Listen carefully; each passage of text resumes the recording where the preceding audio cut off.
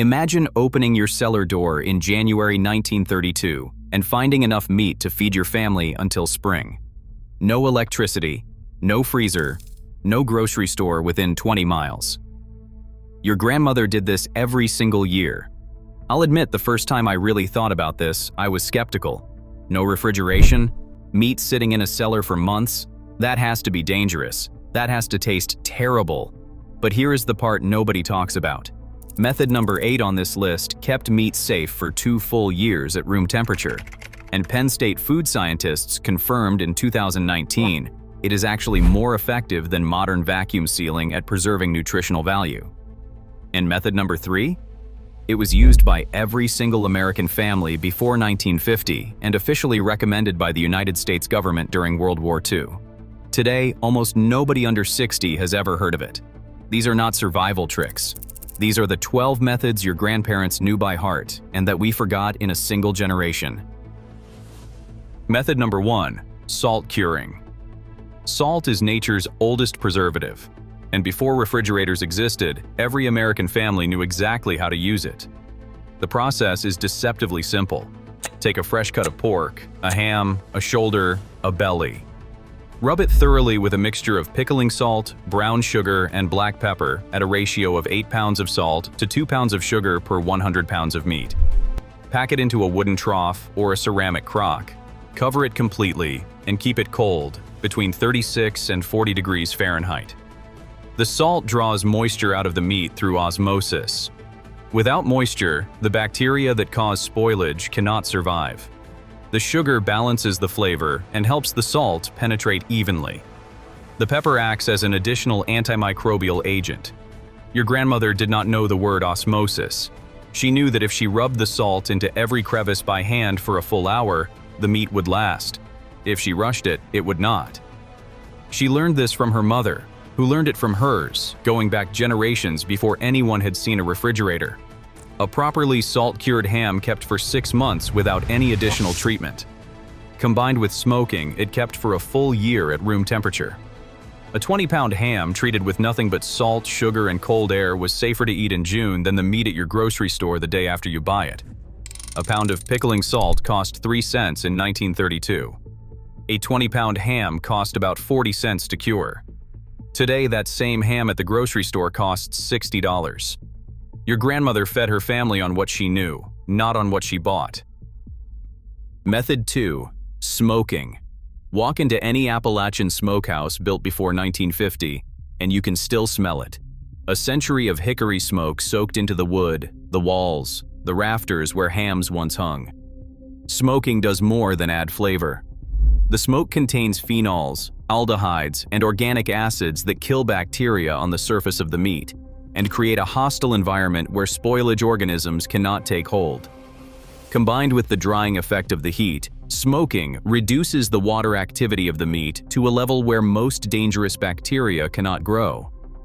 The families who did this best knew that wood choice mattered enormously.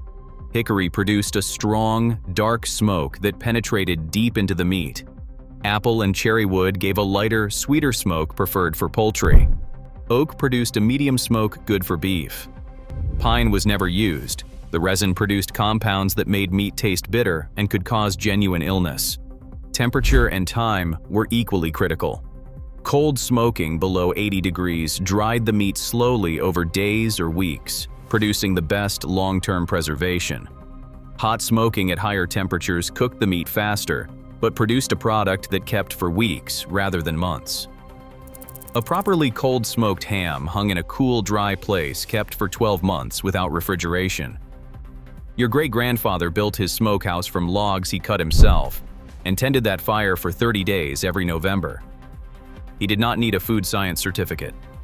He needed the knowledge his father gave him. Backyard smokers start at $60 today. The technique that kept American families fed through winter for 2 centuries costs almost nothing to learn. Method number 3, water glass egg preservation, 3 minutes 50 seconds. This is method number 3, the one the United States Department of Agriculture officially recommended to every American family during World War II, and that almost nobody under 60 has ever heard of. Sodium silicate, sold commercially as water glass, is a thick, syrupy liquid that seals the porous shell of a fresh egg completely airtight. Without air reaching the egg, the natural membrane called the bloom stays intact and the egg remains fresh. Here is how your grandmother did it. She sterilized a 5-gallon stoneware crock with boiling water and let it cool. She mixed 1 part water glass with 9 parts boiled, cooled water and poured the solution into the crock. Then she lowered fresh unwashed eggs, bloom still intact on every shell, pointy end down into the solution, layer by layer, until every egg was submerged by at least 2 inches. She labeled the crock with the date and moved it to the coolest corner of the cellar. 8 months later in January, when her chickens had stopped laying and fresh eggs cost 20 cents a dozen at the store, she reached into that crock and pulled out eggs that cracked open just like fresh. The yolks stood up. The whites held together. They scrambled and baked and fried perfectly. 1 5-gallon crock held 15 dozen eggs. The water glass cost 30 cents a quart in 1942. Your grandmother preserved 15 dozen eggs for 30 cents and an afternoon of work. The United States Department of Agriculture published detailed instructions for this method in their official wartime food conservation bulletins and distributed them to millions of American families. This was not folklore. It was federal policy, backed by government scientists, used by the entire country. A bottle of sodium silicate costs $4 on Amazon today. Your grandmother knew this method. Her mother knew it. We forgot it in a single generation. Method 4. Lard sealing. The French call it confit. American grandmothers called it putting up meat in lard. The principle is identical, and it is one of the most effective preservation methods ever developed by any culture. Cook the meat, pork shoulder, chicken thighs, duck legs, rabbit, low and slow until it is fully cooked through and completely tender. Pack it tightly into a ceramic crock or a wide-mouth mason jar while still hot, pressing out every air pocket. Pour rendered lard over the top until every surface is covered by at least a full inch of fat. As the lard cools and solidifies, it contracts around the meat and forms a seal that is functionally airtight. Without oxygen reaching the meat, aerobic bacteria cannot grow. The high-fat environment is additionally hostile to most spoilage organisms. A crock of lard-sealed pork kept in a cool cellar lasted 6 months without spoilage. Pulled out in February, gently warmed until the lard melted away, the meat that emerged was more flavorful than the day it was cooked. The slow preservation in fat deepened its flavor, the way aging deepens cheese or wine.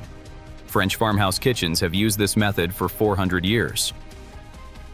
American coal mining families used it through the Depression. Pennsylvania Dutch communities used it because their grandmothers taught them it was the right way to put up pork.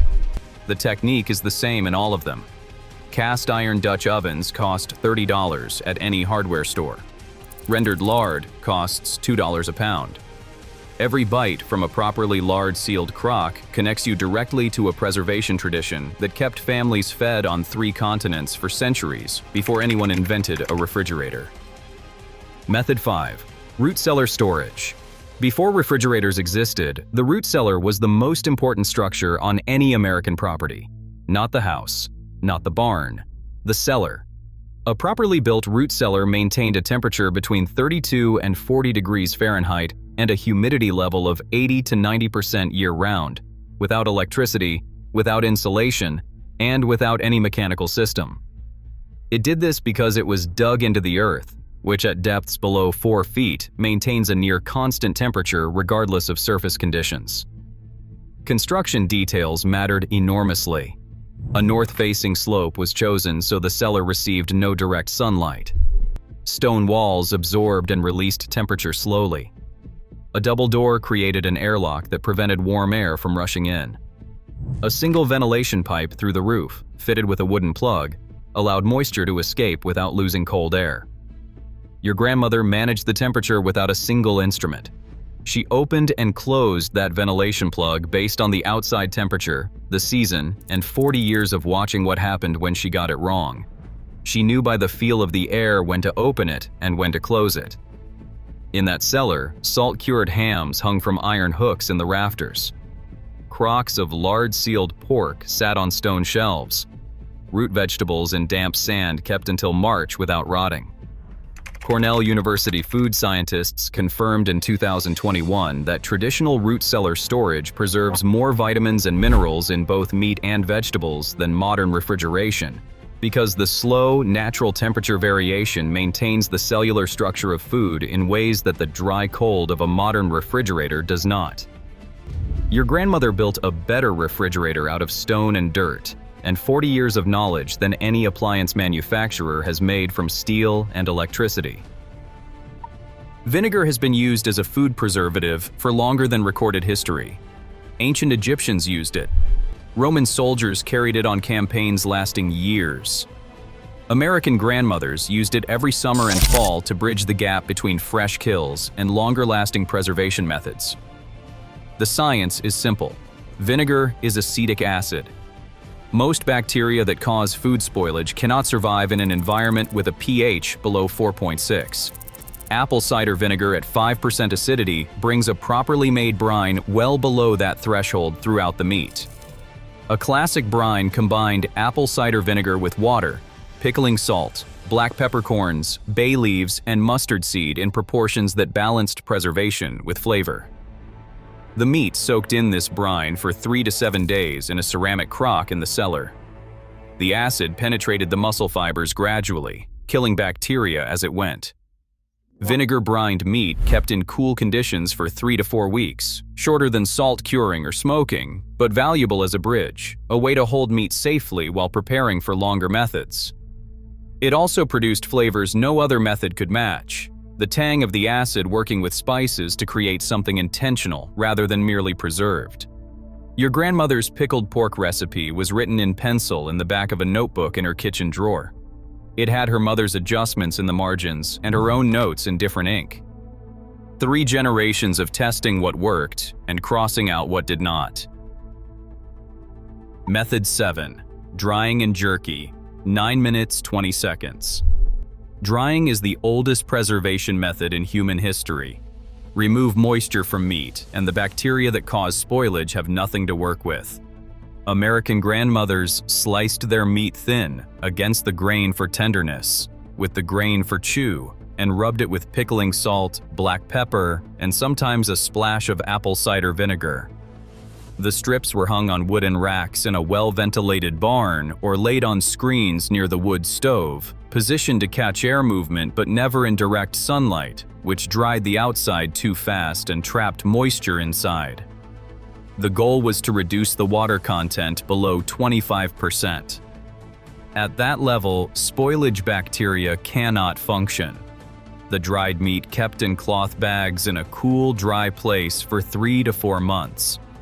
What distinguished properly dried meat from meat that only looked dry was what your grandmother felt in her hands. Properly dried meat was firm all the way through with no soft spots. It bent without breaking, but snapped clean when folded sharply. Meat that was dry on the outside but retained moisture inside felt subtly soft when pressed with a thumb. That meat would mold within a week.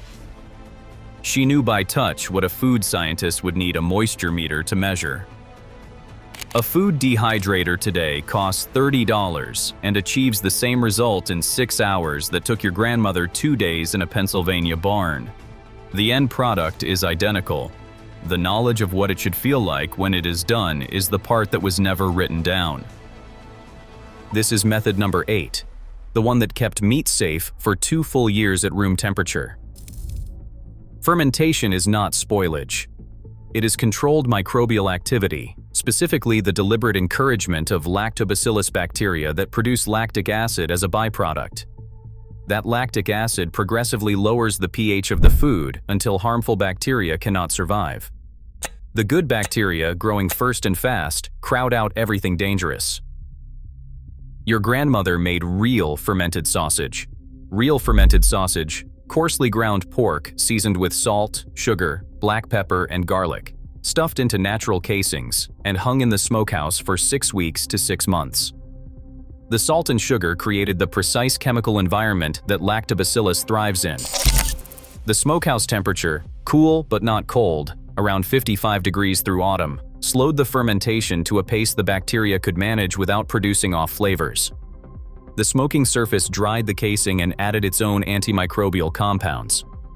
A properly fermented smoked sausage hung in a cool, dry place kept for 18 months to 2 years without refrigeration. The lactic acid gave it a characteristic tang that deepened over time. The complex flavors that developed over months of slow fermentation are what artisan charcutiers still charge $30 a pound to replicate today.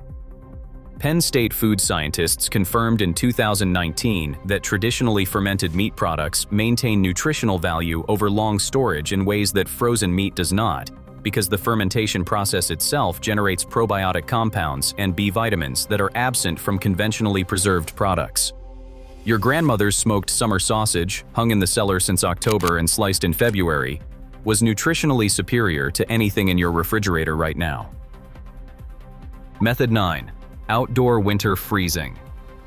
When winter arrived in Pennsylvania, Ohio, and the upper Midwest, American families used the cold itself as a preservation tool, with the same precision they brought to every other method.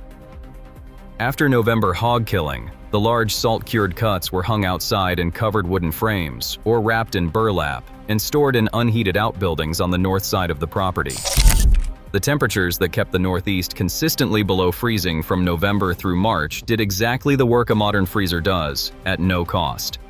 The critical detail was protecting the meat from moisture and temperature variation. Burlap allowed air to circulate while preventing direct contact with snow or rain. A covered frame on the north side of the barn blocked sunlight. The goal was consistent freezing, not fluctuation between frozen and partially thawed, which damages texture and accelerates spoilage. Families who did this well knew their local climate with the intimacy that comes from depending on it for survival. They knew which weeks were reliable, hard freezing weather and which might bring a warm spell. They planned their outdoor storage accordingly. Slow outdoor freezing forms smaller ice crystals that break down muscle fibers more gently than rapid freezing in a modern appliance. The resulting meat is more tender when cooked. Your great-grandfather's January ham was better than anything from the grocery store freezer section. The same winter cold that made the months hard was what fed his family through them. Method 10. Pressure canning. Pressure canning changed everything about how American families stored food, and almost nobody under 60 knows how to do it anymore. Before affordable pressure canners existed, canning meat at home was genuinely dangerous. Botulinum toxin, the most acutely lethal biological substance known to science, thrives in exactly the environment a sealed jar of meat creates. Low acid, low oxygen, moderate temperature. Water bath canning at 212 degrees was not sufficient to kill botulinum spores. The pressure canner solved this permanently. At 15 pounds of pressure, water boils at 240 degrees Fahrenheit, hot enough to destroy botulinum spores completely in every jar. A properly pressure canned jar of beef, chicken, or pork stored in a cool, dark place kept safe for 3 to 5 years. American families during the Depression and World War II canned everything. Beef stew, chicken broth, pork shoulder. A full shelf of home-canned meat in the cellar was insurance against a hard winter, a lost job, a failed harvest. The United States government promoted home pressure canning actively during World War II as a matter of national food security. Federal extension agents traveled to rural communities to teach the technique. The government printed millions of instruction booklets. Families who learned pressure canning were measurably more food secure than families who did not. A pressure canner today costs $60 to $80 and lasts a lifetime. The technique your grandmother learned from a government extension agent in 1943 works exactly as well today. The jars are still made, the lids are still available, nothing has changed. A shelf of home-canned meat in your cellar is the most reliable emergency food supply you can build, and the only one your grandmother would recognize as real preparation. Method 11. Pemmican. 15 minutes, 20 seconds. Pemmican is the most calorie-dense, most shelf-stable food ever developed by human beings, not by modern food scientists with laboratory equipment. by Native American communities on the Great Plains over centuries of refinement before any European arrived in North America. It was adopted by fur traders and explorers who needed food that could survive months of travel without spoiling. By the time American families were homesteading the 1880s, pemmican had been part of the continent's food knowledge for so long it felt like their own tradition, because by then it was. The recipe has 3 components. Lean dried meat, traditionally bison, but beef or venison work equally well, dried completely and pounded to a coarse powder. Rendered fat, tallow from beef suet or lard from pork fatback, melted completely clear with every trace of water cooked out. And optionally dried berries, choke cherries or blueberries added for flavor and vitamins. Equal parts dried meat powder and rendered fat by weight were combined while the fat was still liquid. Pressed into flat cakes and cooled, the fat encased every particle of dried meat in a matrix that was functionally airtight and moisture-proof. Properly made pemmican kept for 3 to 5 years without spoiling. Arctic explorers carried it on expeditions lasting years. Cavalry soldiers carried it on campaigns covering thousands of miles. 2 ounces, a piece the size of a deck of cards, contain enough calories and complete protein to sustain a working adult for half a day. Your great-great-grandmother made this on the frontier using the same recipe that Native American grandmothers had passed down for 200 years before her family arrived. The recipe has not changed because it does not need to. Method 12. The complete smokehouse system. Everything else on this list is a technique. The smokehouse is a system, and understanding it fully is understanding how American families fed themselves through winter for 200 years without a single piece of modern equipment. A proper Appalachian smokehouse was a dedicated log or stone building, never more than 10 feet square, windowless, with a dirt floor and a single low door. The interior was black from decades of smoke. Wooden hooks ran from wall to wall across the ceiling where hams, shoulders, bacon, sausage, and dried beef hung in rows so dense you turned sideways to move between them. The process began in November at hog killing time. First, the salt cure. Every cut was rubbed by hand for a full hour with the family's curing mixture, salt, brown sugar, and saltpeter in ratios refined over generations. Then the meat was packed into the salt box in the cellar for 1.5 days per pound. A 20-pound ham stayed in the cure for 30 days. Temperature had to stay between 36 and 40 degrees throughout. Too warm and it spoiled. Too cold and the salt would not penetrate. After the cure, the meat was rinsed, dried, and moved to the smokehouse. The fire was never aflame. It was a controlled smolder, hickory and apple wood chips over hardwood coals, producing dense, cool smoke at 80 to 100 degrees. This fire burned continuously for 30 days, tended every few hours by whoever had that responsibility that season. After 30 days, the hams were wrapped in cloth bags and moved to the cellar to age. A properly cured, smoked, and aged country ham reached its peak at 12 months. Some families aged theirs for 2 years. The longer it hung, the deeper the flavor became, complex and nutty, with a firmness that grocery store ham cannot approximate. The last generation of American families who ran smokehouses this way is dying now in nursing homes across Tennessee, Virginia, and Pennsylvania. When they are gone, this knowledge goes with them, unless someone writes it down before it is too late. From salt to pemmican to the smokehouse, your grandparents demonstrated something the modern food industry would prefer you never think about too carefully. You do not need electricity to keep your family fed. You need knowledge. Here is my challenge. Pick one method, just one. Buy a pound of pork belly this weekend and try the salt cure. 3 days with pickling salt and brown sugar, and you will pull out the best bacon you have ever tasted. And you will understand for the first time what your grandmother knew by instinct before she could read. Or order a bottle of water glass and put up 24 eggs before prices go up again. Or find a pressure canner at a thrift store for $20 and can your own chicken broth this fall. Tell me in the comments which method your family still used when you were growing up. Tell me if your grandmother had a smokehouse. Tell me if your grandfather hung jerky in the barn. Tell me if anyone in your family still pressure cans or keeps eggs in water glass or puts up lard-sealed pork in the fall. Because this knowledge did not disappear because it stopped working. It disappeared because someone got rich selling your family a refrigerator and then spent 50 years convincing you that you could not survive without one. Your grandparents knew how to feed a family without it. Now you do too.